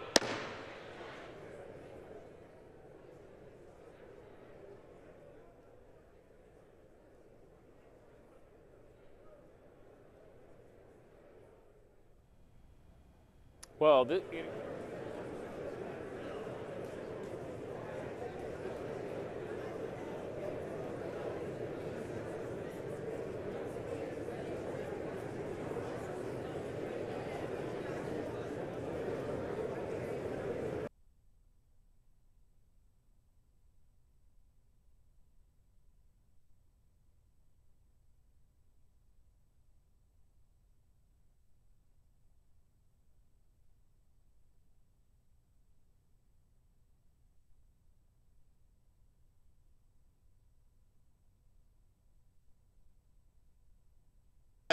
It adjourns the meeting.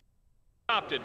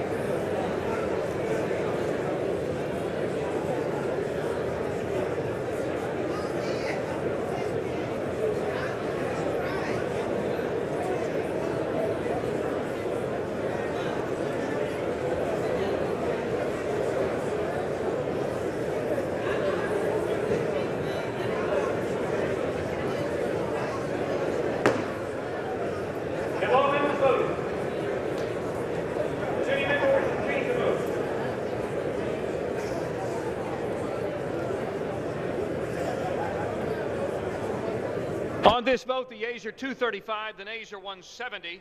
The resolution is adopted. Without objection, the motion to reconsider is laid on the table. What purpose does the gentleman from Texas seek recognition? Mr. Speaker, pursuant to Clause 4 of Rule 16, I move that when the House adjourns this legislative day, it adjourns to meet at 2 p.m. on Sunday, January 21st, 2018. Question is on the motion to fix the convening time. Those in favor say aye. Those opposed, no. Opinion of the chair, the ayes have it.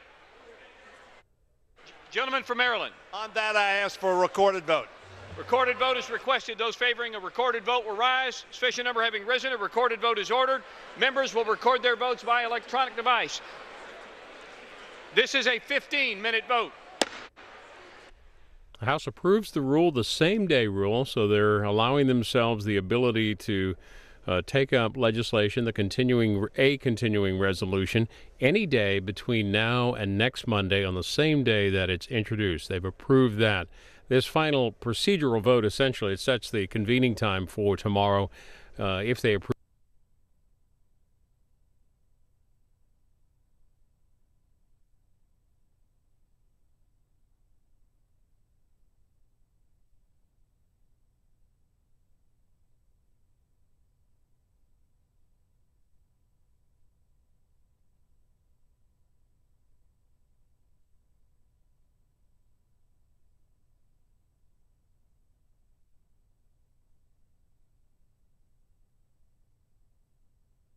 The line on the DMZ who are in Iraq and Afghanistan, across Africa, in Asia.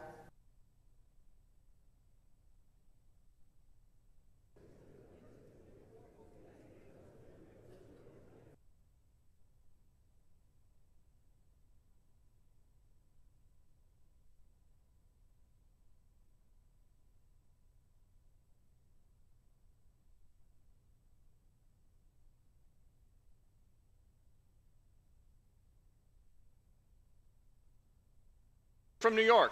Mr. Speaker, I am pleased to yield 3 minutes to the gentleman from Maryland, the Democratic whip, Mr. Hoyer. Gentleman from Maryland is recognized for 3 minutes. Before the gentleman speaks,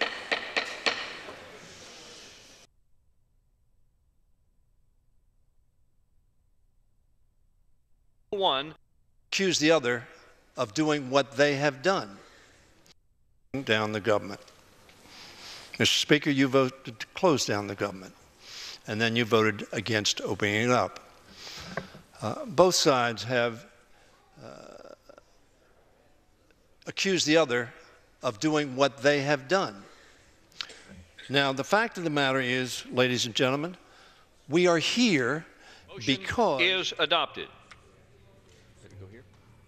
Pursuant to Clause 12A of Rule 1, the Chair declares the House in recess, subject to the call of the Chair.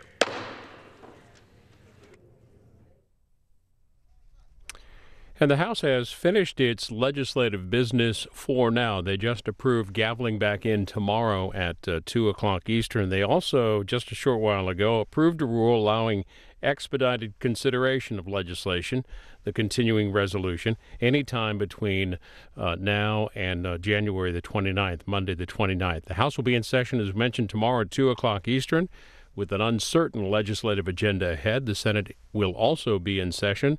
The Senate's in session now, as a matter of fact, and you can follow that over on C-SPAN 2.